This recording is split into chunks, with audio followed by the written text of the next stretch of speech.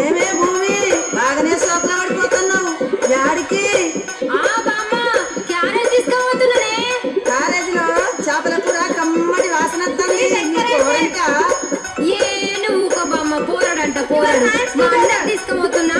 అదేందే మీ అన్నకు మీ వదిన తీసుకుపోతుంది కదా? అదొక్కటి తక్కువైంది.